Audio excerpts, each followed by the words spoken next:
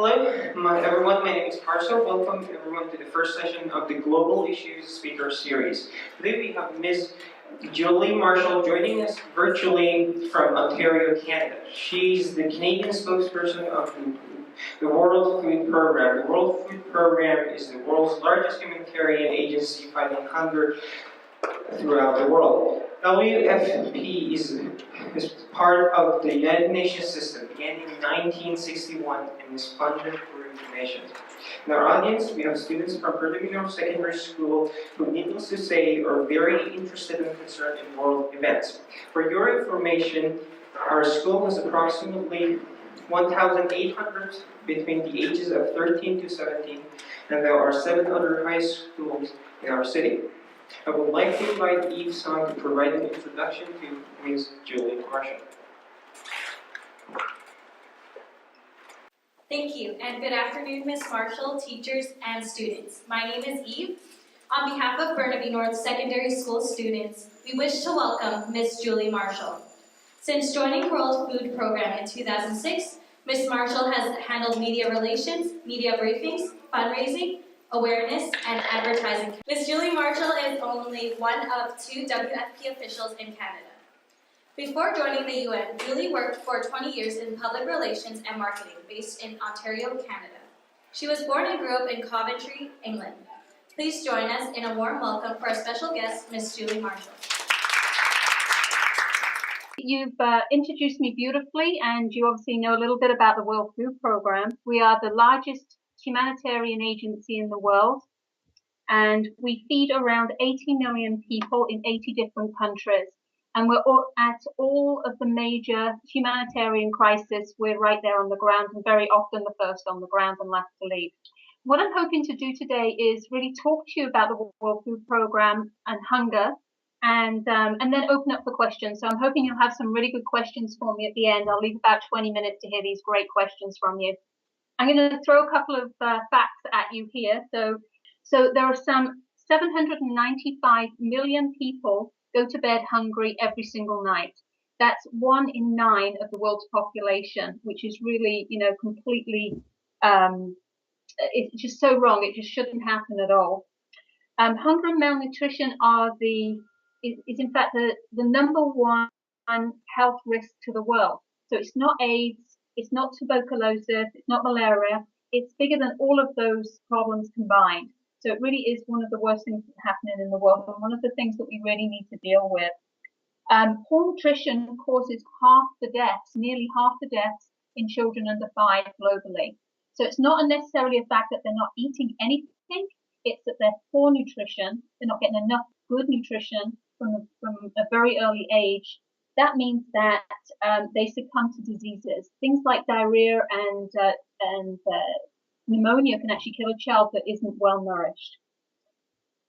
Also, 1 in 6, that's nearly 100 million children, are underweight around the world. So 1 in 6 underweight, that's really unacceptable. And 66 million primary school age children go to class hungry every single day. And that means with nothing in their tummies at all. And maybe a light meal before they go to bed at night. They walk a couple of miles very often in the countries that I've seen to get to school, and they get there hungry. And you know yourself, you cannot concentrate when you're hungry. You can't stay awake. You can't learn anything. And 66 million, if you think about it, is twice the population of Canada. So, it's a huge amount of kids that go into school that just can't concentrate while they're there. This is really is our hunger map. Actually, I've just noticed it's out of date, but it's still very much the same. So what you'll see there when you go to take a look at that is that 98% of the world's hungry are actually in developing countries. And you can see there's a lot of people there in Africa and Asia. And it's changed slightly. You'll see we've got a famine right now happening in South Sudan, and a couple of other countries that I'll talk about later. So you'll be able to go there and see where all the hungry people are. It's not that there's no hungry people in North America, but generally in North America, we have what we call safety nets, food banks, the governments help them. We have some sort of safety net. When the countries that I've seen have no food in their cupboards, no food in their houses, and they have no way to get to food or to access food, and they're too poor to access food. So these are the the communities that we help. So if you think that the World Food Programme feeds around 80 million people every year, which sounds like an awful lot, and it is, but the 795 million people go hungry. So we're just getting the world's most vulnerable. They're the people that we like to reach or try to reach. Here, I just wanted to tell you what our mission is, sort of who we are and our core responsibilities. So first of all, we're known to respond to emergencies. So we're giving life-saving food. And sometimes it's not food, sometimes it's vouchers and cash, but in emergency situations, very often the first response is life-saving food. We help people recover from these emergencies. So once an emergency is passed and we've been able to keep people alive, then we help them move on. And we also help them before an emergency comes, so preparing for an emergency. So we can see through big data that there might be a flood coming, there might be a drought coming. We can see a consistency of the rains dropping off in a particular area, so we know that the drought is coming. So we help communities prepare for that emergency before it comes. And then lastly, we work with governments and national governments and local communities, sharing our knowledge so that they can help themselves. So making sure that they, or help them create school feeding programs, or help them to learn about nutrition. So not necessarily doing the job ourselves, but lending our expertise. And right there, actually, I'd like to play a video.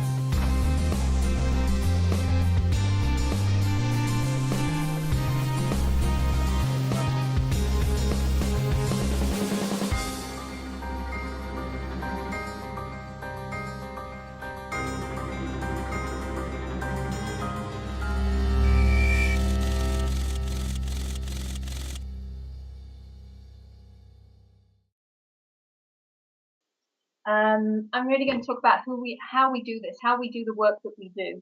So a little bit about who the World Food Programme are. So we have around, at any given time, over 14,000 staff around the world. So we have liaison offices, which are offices in governments that support the World Food Programme. We have a couple of offices in Washington, one in New York, one in Geneva, Paris, London. We don't have an office in Canada, just myself here. But we have offices all around, and obviously in the countries that we work. And over 90% of our staff are actually working in the field. And they're not international staff. There's only a small amount of international staff in each field office. And what that means is that we're actually hiring people on the ground for the programs that we're working. That keeps the knowledge that we share and the way that we do things in the countries that we work. So, for instance, when I went to Pakistan and I looked at the programs that they had after the major floods that they had in 2011 and 12, there was 700 people working for the World Food Programme, but only, I think it's around 70 of them were international staff. Most of the staff are out in the field. That means that once we've finished working these programs, that knowledge stays with the country. and that makes the programs more sustainable. At any given time, we're a huge logistics organization. We generally have to move a lot of food around the world. So at any given time, we may have around 5,000 trucks on the road, 70 aircrafts, and around 30 or 40 ships. We also use elephants, yaks, camels, donkeys, and people to trek food on their back at the top of the mountain. So you've got to imagine that the people that we serve aren't necessarily easy to reach in cities. People in Nepal, for instance, are right at the top of the mountain. It could take days to get there on a small track with, a donkey with some food on its back. So very difficult terrain, difficult places that we work in, very often conflict areas where there's drought, where there's flooding. Very, very rarely is there a nice, easy place to work when we're feeding people. We also use occasionally airdrops. And I think you saw in the video a plane dropping food out of the back of an aeroplane. And that actually is extremely expensive to do. So it's something that we call our last resort. So, for instance, we're dropping food right now in South Sudan. We're dropping food in Syria. So two different reasons. In Syria, it's because there's an area that is completely surrounded by ISIS. And what we've done is we've got a partner working on the ground. And when we come along and drop the food, they make sure that the drop zone is safe. They make sure that the food is collected and that it's distributed properly. So we have to have a number of things in place. As I said, it's very expensive. Whereas a convoy of 30 or 40 trucks, which is what we normally use in Syria, can feed thousands of people at a time and less expensive. In South Sudan, there's only around 200 kilometers worth of paved roads in South Sudan. So that makes it extremely difficult to move around and to get food from one place to the other. And in South Sudan right now, there's famine being called or declared a couple of weeks ago. And one of our challenges there is conflict and the roads, and occasionally at different times of the year is flooding. So, airdrops, again, very expensive, but some way of getting food to people. When there's a major emergency, the humanitarian community comes together. So all UN agencies are involved. People like UNICEF, CARE, PLAN, the NGOs that you might know from Canada and ourselves, the World Food Programme, get together and we've formed a cluster. So this is evident when there's a big, fast onset emergency. And we get the communications cluster together and we lead that, the World Food Programme lead that. And because the first thing you need to do in an emergency is be able to communicate with the local government, with the people on the ground that need our help, and all of the humanitarian actors. So the World Food Programme leads that cluster. We also lead the logistics cluster, so doing the same role but for logistics and making sure the airport's clear and open, the ports are clear and open, that we can get food in and out, but also humanitarian workers for lots of different agencies and their supplies, not just our own food. So what I saw in Nepal when the earthquake hit, we'd take a helicopter up with a few emergency supplies on board, but we do an assessment first. So we find out that yes, they needed food, but they also needed tarpaulin and blankets because they were cold because their houses were destroyed.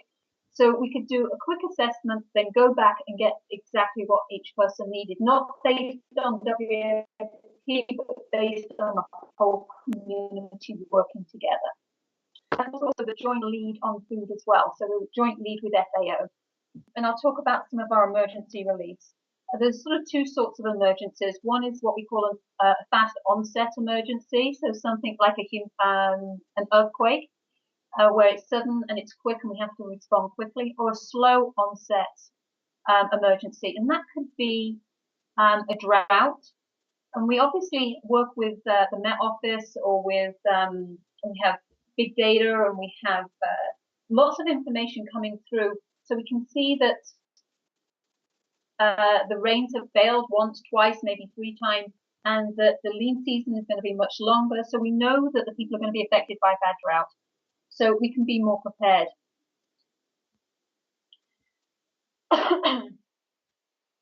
And as I said before, what we do is once there is an emergency called, we get an assessment team in, and their job is to go and see what is needed on the ground, how many people are hungry, what kind of food or supplies that they need. In February, just last month, famine was declared in 2 areas in South Sudan, in the northern area of South Sudan. And Nigeria, Somalia, and Yemen are all on the brink of famine. And this is sort of unprecedented. We've never been in this situation before where we have had famine called and be on the brink of famine that's going to affect or is affecting 20 million people. The main cause here for these famines one is drought, because we've had a bad drought go through Africa, but also it's conflict. So South Sudan, clearly conflict for the last 3 years, coupled with a bad drought. But the farmers have not been able to get to their fields, they've not been able to plant, they've not been able to gather any of the food. But the main reason is the conflict. When there's conflict on the ground, humanitarian actors cannot get in to support the people that need us. We can't get in because it's not safe for us. It's not safe for the people that we're serving. And obviously, you know, when you've got fighting around, we can't send trucks in or planes or even do an airdrop until we've got a safe area to work. The same with Yemen. That is the world's largest crisis at the moment, with the amount of people that are involved, because it was a food insecure country to start with. They depended on about 90% of their food was brought into the country. So as soon as the conflict started, there's no access to the ports. The situation got worse very quickly. But again, we're not given access. So what we ask, the humanitarian community asks for access from all players within the conflict. So what we do is we try to negotiate with both sides to get a clear path in with humanitarian workers and their supplies to feed people and then come out again. And again, Somalia and Nigeria, the same thing. So mostly conflict and the drought, obviously, as well.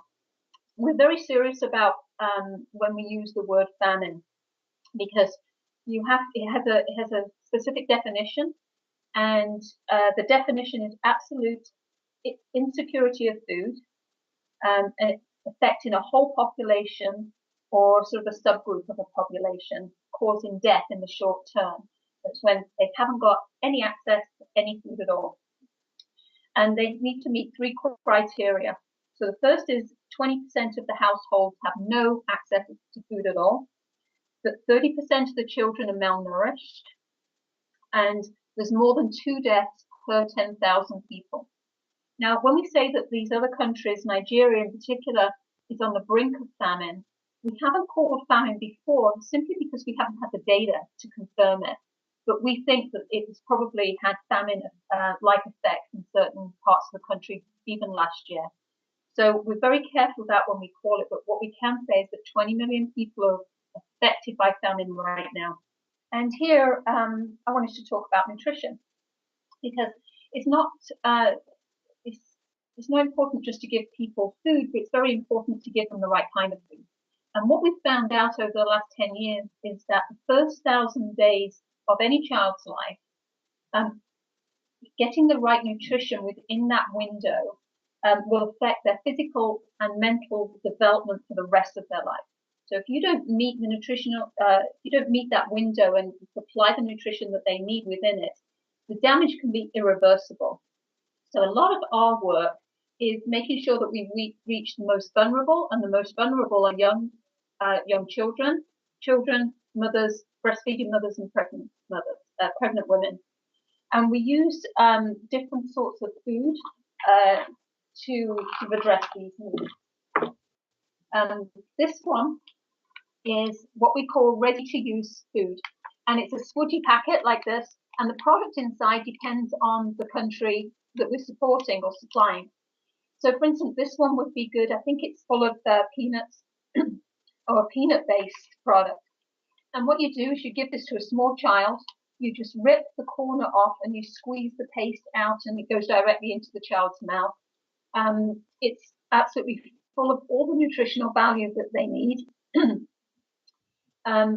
Very often what we do is we make sure that we produce the product in the country where possible. We produce the product in the country that it's going to with local products. So if, for instance, I had one that it was specific to Pakistan, and I think it was chickpeas was the product. So when the mother tasted it or the child tasted it, it was similar to other food that she'd eaten. So they're familiar with the taste, and it helped that country themselves. So it was purchasing from the local farmers, organized a factory, and actually manufactured within the country. So a great product, inexpensive, saves lives. Saves lives. About 17 cents a package. Excellent value. These are the package of high energy biscuits. These again, these are really good for school feeding programs. When you haven't got a kitchen to feed children or cook a meal, then these work out pretty well. They're basically a cookie that's full of nutrition. They're ideal for an emergency, especially a fast onset emergency. So Haiti, for instance, the earthquake and the typhoon that went through, we were given these out in school feeding programs, so we gathered them up and used them in the first 3 days of our response. Because of the packaging, they don't have to be frozen. They can go in the back of a truck across a desert. They can be stored. They have a nice shelf life on them, a long shelf life on them, and they're just full of nutrition. And the kids eat them, and they like them. Again, in Afghanistan, what we did was we purchased the wheat from the local farmers. We have a factory that produces the product in Afghanistan using Afghan products. And so the whole idea of all the work that we do is that we can at some point step away and leave the country off of the country and the people themselves to support themselves. So that will be their factory. They're also supplying us, but they're also supplying the local community. So they're selling these products in the shops as well, a similar product in the shops. This one's very good. This one's actually, you can't see the two, maybe I can bring it up to the screen. It's called Sprinkles, and basically it's supplements. So you open the package and sprinkle it onto your food. So you can get it in a 1 sachet, which this one is, or you can get it in a sachet for 20 or 30 people. So it can go into either a rice dinner or a porridge-like product, and it just suddenly makes it a lot more full of nutrition. Very inexpensive and developed in Canada. So what we do is we work with the private sector. In this case, it looks like DSM was the name of the company. And people like Unilever, lots of different private sector partners. And we go to them and say, look, this is the product that we need. We need to be able to save a child's life. We need to have a package that's safe, something that doesn't need to be refrigerated, something that's easy for the child to eat, needs to be inexpensive, and they lend us their expertise to produce products like this. This one's pretty simple. This is a date bar, and we're using these in school feeding programs in the Middle East. Again, something that the children like, they're used to eating, and obviously very nutritious. And lastly, this is called a corn soya blend. And this is something that we give products like this to mothers with young children. And it's full of nutrition. It works out like a porridge, but again, it just has a lot more nutrition in it. So the whole idea here is that we are not just giving food, but giving a very nutritious food. So the World Food Programme supplies around 20 million school meals in 65 different countries around the world. So we use school meals to entice parents to allow their kids into school. We work in regions where girls are not encouraged to go to school, but if there's a school meal provided that's free, the parents are encouraged to send both their boys and the girls to school. They have lots of different advantages when you have a school meal program. It increases enrollment. So I've seen a school that had 200 kids in, and then 9 years ago they introduced a school feeding program. There was over 900 children show up to the school. Attendance is nearly 100%, although, as I said, these kids were walking a couple of miles to school, some hours to get to school each day, because they knew there was a nutritious meal when they got there. That's why they made sure they were there every day, and their parents made sure they were there every day. encourages girls to go to school, so it helps that with that gender balance. And of course, they get that nutritious meal. We also work with lots of partners in all the programs that we do, and UNICEF is a strong partner in our school meals program because they can be there giving in vaccinations, talking to them about health, washing their hands. It's a good way to bring the community together, and they can talk about things like HIV and AIDS. It's a really good idea to bring lots of different partners in and gather the community together and give them the information that they need. We also do what's called homegrown school meals, and this is an attempt to keep girls your age in school. So very often there's countries where girls are married very early in life and their parents do this because they can't afford to feed them. So if they marry them, they're then taken care of by somebody else. But if they're given an education and they're given food at school, then they won't necessarily be married off early. This is the theory. But we also give take-home rations. So if a girl stays at school for an extra semester, we may be giving her fortified oil, a cooking oil, which is very valuable in some countries. Or it could be a 5-kilogram bag of wheat or corn, whatever will keep that child in school. So we're kind of using the food, feeding the family, but the byproduct of keeping this girl in school that little bit longer. And in doing so, she gets married later. She's well nourished when she's married and she starts having a family. And because she's educated, she's less likely to have more children. She'll have maybe 2 children, and those kids will go to school, and they'll be well nourished when they're born. So it's trying to break that cycle of poverty, and it does it very well. Also, the way that we get food to schools has changed. So before we'd just go along with a truck and give them all the food that they needed for the week or the month or whatever, and then the parents would share food from home, and then the mothers would cook it, and that was your school meal. And what we're doing now is trying to give cash instead of food in some cases, where there's food available to purchase. What that does is they use that cash in the local community, buying local products from local farmers. So we're helping it in 2 different ways where we weren't before. They still get the food that they need. It's nutritious food. It's locally grown, and we're helping their mothers, whose kids are in the school, earn a living because they've got a big market to sell their food to. And these school meals cost around 25 cents a day. That's all they cost, which is great value for money.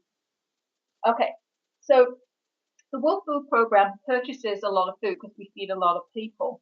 But as I've said before, what we're trying to do is purchase our food locally.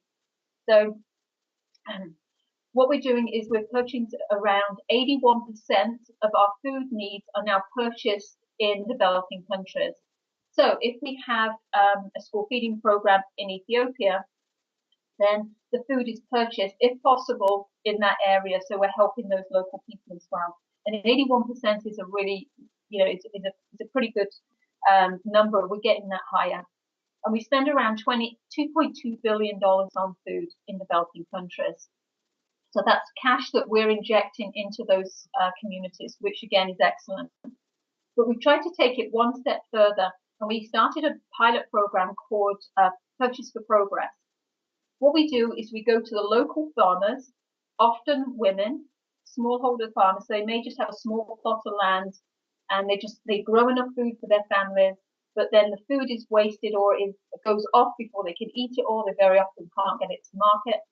So we go and help them by giving them the tools they need to produce more food, to produce better quality food, but also, more importantly, guarantee we will buy it from them. So they know that if they grow it, we will take it, and they also have that option to sell to other people as well. But what that does is it helps the mother, the smallholder farmer, and the local community. And then we take that food and we give it or use it either for school feeding programs in emergencies, or if we can in that area. So it really helps us. It helps the local farmer and the community, and they're very often the people that are hungry in the first place. So it works in 2 different ways. And very simply, this is a program that we run. We go to the community and ask them why they're hungry. So we figure out that it could be that they can't get their food to market. They need to make a new road. Could be there's no water conservation, or that there's no silos so that they can't keep their food dry and from going off during the lean season. So we give them the tools to make those changes in their community. And as they're working on those changes, we're feeding their families. So either through food or through cash. And again, they're helping themselves to become more food secure, and we're helping them get there and giving them food while they do it. So it's a win-win. And this is something that we might do to prepare for an emergency or after an emergency. They can both work either way. This is really cash-based transfers is sort of a posh name for giving cash or vouchers instead of food. And the idea here is when there's food available in the market, very often the poor people they're too poor to go and access it. So again, it's an access problem. They can't access the food. Refugees, for instance, I believe that's the refugees in either Lebanon and Jordan in the picture there. So they don't have access to food. They may have used up all their money while they're staying in a refugee camp or in a host community. And they're not able, in some cases, to work in the community as a refugee. So giving them actually I have one right here. So this is, it looks like a debit card, something that you might, go that close to the camera, there we go. So our partner here is MasterCard. So again, working with the private sector to help us. And what we do is we load around $28 per person per month onto this card. And then they can take this card to the local store, or in this case, in Lebanon or Jordan, it's in a local store. But in a market environment, maybe it might not be a store, it may be a marketplace, and it might be vouchers, or it might be plain cash, unrestricted cash. So we work out what's the best way of doing this. Sometimes it's through cell phones. You have an amount on your cell phone, and as you spend it, it comes off. So there's lots of different ways of doing it, but this is, I guess, my favorite and easiest way. These sort of arrangements give the refugee or the beneficiary the dignity to go to a store and purchase what they need for themselves. It also gives them a way to go and purchase milk, vegetables, eggs, anything that they're used to having in their diet that we wouldn't necessarily give them in a food basket. So fresh vegetables, more nutritious food and vegetables. Also, it's injecting cash into the local community. So what we've seen in Lebanon and Jordan and in that region from the refugees from Syria is we've injected something like $2.2 billion into host communities. That's helped the shopkeepers, it's helped the dairy farmers, the bakers, or grow a whole industry around these refugees. So they have been able to, we've been able to not just help the refugee, but the host community as well. And then lastly, we just asked what is Canada doing for the World Food Programme? They happen to be one of our largest and most important donors. So they average around the third largest donor for the last 5 years, which is really important. They have a focus on women, children, on making sure that women and children get the help that they need, the nutrition that they need. Also on lots of different things. They've been a very good partner to us. They've helped in Syria, in that region, Lebanon, and Jordan and Iraq. They've given multi-year funding. So when we open a school feeding program, we know that we can run it for a couple of years. Our funding won't run out. And our flexible funding means that we can use, on something like these cards, we can put the money on these cards rather than in kind food, which is a lot more economical, helps us be much better at what we do, and obviously helps the beneficiary a lot more as well. George Strombo there is our ambassador, so he helps amplify my voice or our voice in Canada. So he's been very useful. He's been to Haiti and seen our programs there, which I think that picture was taken in last year. He's also been to Pakistan and seen the work we've done there as well.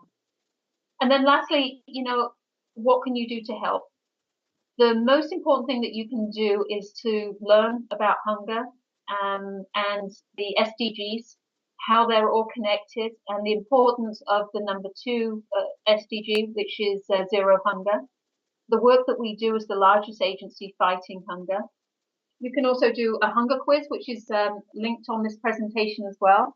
And also, just a quick show of hands, has anybody heard of free rice?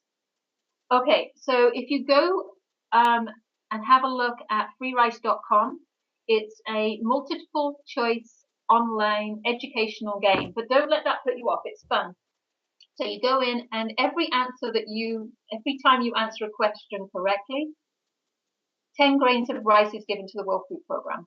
Doesn't sound like a lot, but when you've got thousands of people playing it all over the world in 16 different languages, it adds up, and we have been able to feed people through this game.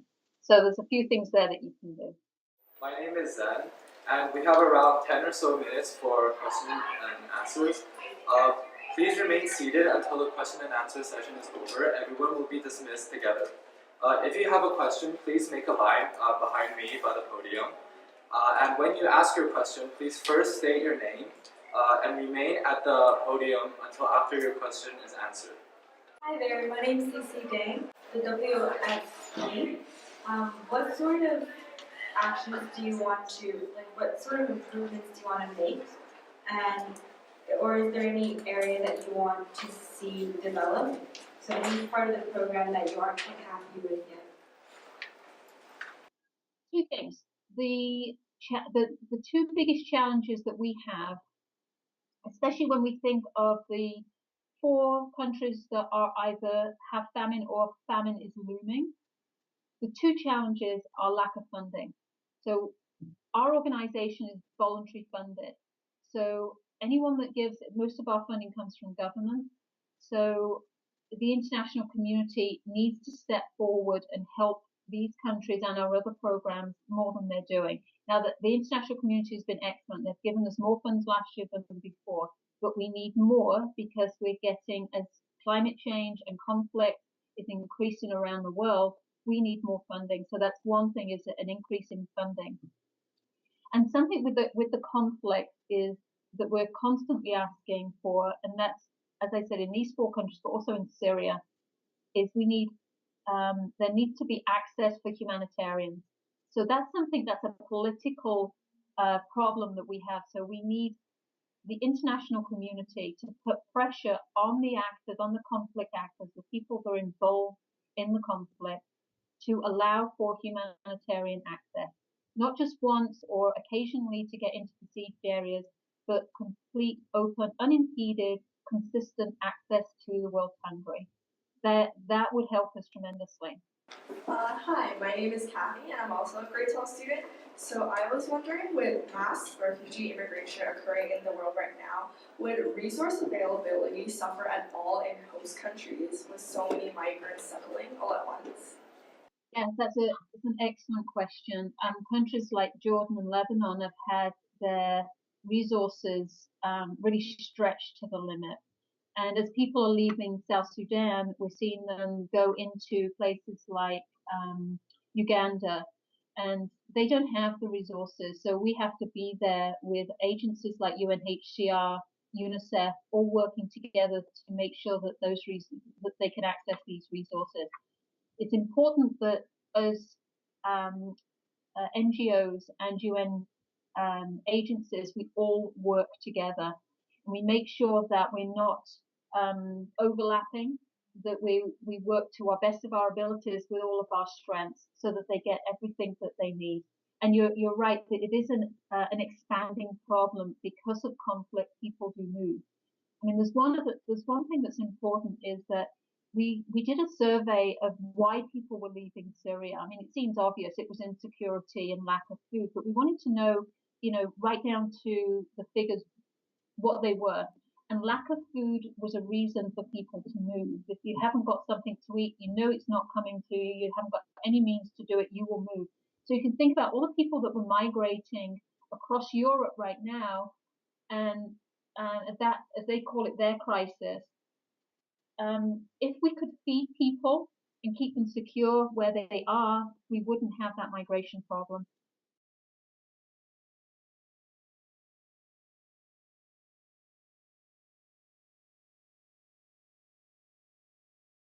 Definitely. I mean, the one thing that is important that I missed out in my presentation here is that there is enough food for everybody right now. And the people that go hungry, it's because of lack of access. They can't access it because they're poor, they haven't got the money, or because of conflict. These are the reasons why they can't access it. So you're right. So what we've got is less people have access, they don't have food, and we've got this column over here of developed countries, we have too much food. So what we need to do is, and there's lots of things we can do here. One is work with smallholder farmers. So not just in Africa, but in South America, where there is land there that is fertile, that can be used better. So we need to work with partners so they have the right seeds that they can use, that they have irrigation and information and knowledge to help them grow more food. So that's what needs to happen to create a better balance. Hi, I'm Selena, a grade 11 student. I'm sure a lot of us here would like to work in the UN. So I'd like to ask, how did you come to be in this position in the World Food Program in the United Nations? Well, I'll answer that two ways. I think because I kind of fell into this job. Someone was looking for some technology, my husband had it, and I connected with the right people at the time. What I did was I worked a 6 or 7 week contract. I worked my tail off. I put together a report that showed them what I did, but what they needed in Canada at the time. 10 years ago, they didn't have anybody in Canada doing any kind of communications work or outreach work. And so I put together a whole report. And while they were thinking about hiring me, I was working voluntarily. So I was doing lots of work for them without being paid. This isn't necessarily the right way to go about it, but internships are important. So see where you can intern within the UN, see what skills you have and where you want to develop the skills and what position you're actually looking for, and work at those skills locally. So if you want to be in communications, work or volunteer in a position at an NGO, a local organization that needs those volunteers, and get those skills going, go to school, get lots of languages, and then apply for an internship. Also, the Canadian government has a professional junior program, I think it's called. The UN Association feeds Canadian interns into the system as well as the UN system as well. So there's lots of different ways to get in there, but a good education, lots of languages, and volunteer work in your community in sort of position that you're looking for in the end game in the UN.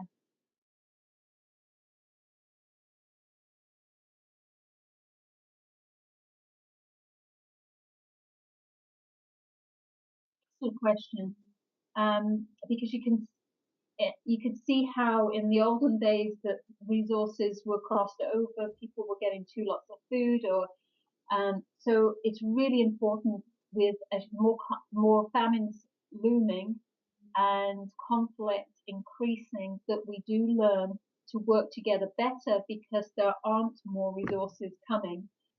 We work together as a cluster.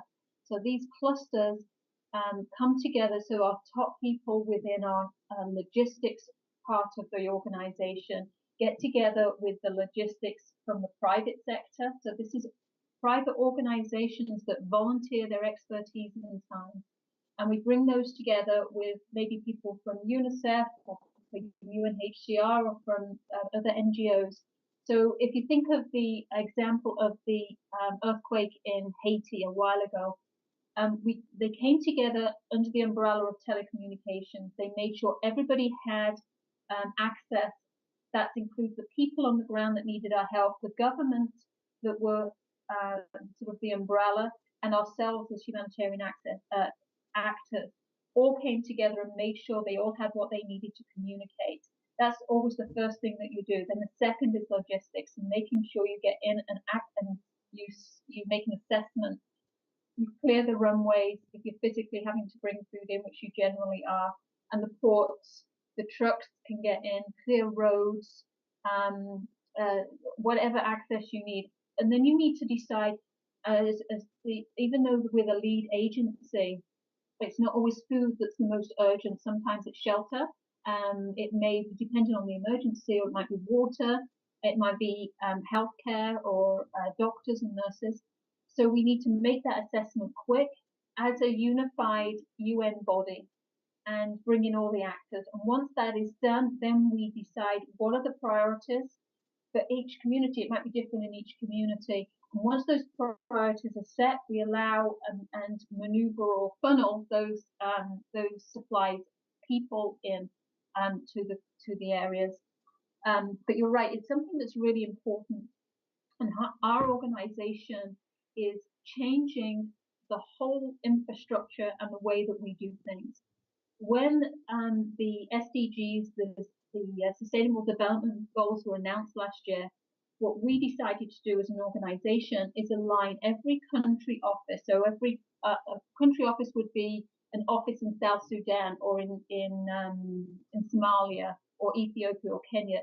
Their job is to align with the government that they're working with and find out what their priorities from the SDGs are and work with them to reach each one. So our job and our focus will be on the second one and the 17th one, which is basically making sure people are fed zero hunger and they have the nutritional products that they need. But working together in partnerships, you can't do it alone. We have to work with other people. So we work with around 2,000 NGOs, national and international NGOs. So in Syria, for instance, we're delivering food to people that don't have it in the country. We deliver some of that ourselves.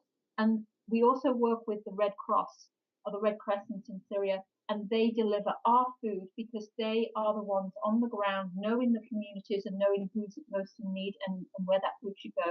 So we deliver to them, we monitor the food as it goes to them and work with that partnership. So you cannot do any of this work on any of the SDGs alone. You have to work in partnership, and you have to keep in mind shrinking resources and more conflicts and more needy. So this concludes our question and answer session. This time I'd like to invite Antonella to come up for a thank you and any closing remarks. Ms. Marshall, my name is Antonella Halador. Thank you very much for generously offering your time to Burnaby North Secondary School students today. You have provided us with valuable insights onto your work with the World Food Program and the world's awareness of the humanitarian crisis, like the hunger of such people and kids who have a hard time concentrating in school. What really stood out during the presentation for me was how the World's Food Program supplies different kinds of foods to thousands of people of various lives and various places. And secondly, teaching them about healthy nutrition. Finally, creating a sense of knowledge on how to cope hunger in difficult environments. Also, thanks to all the student leaders for facilitating the session and making sure it ran smoothly. On behalf of all students and Burnaby teachers here today, we would like to thank you. Please join us in applause for Ms. Marshall.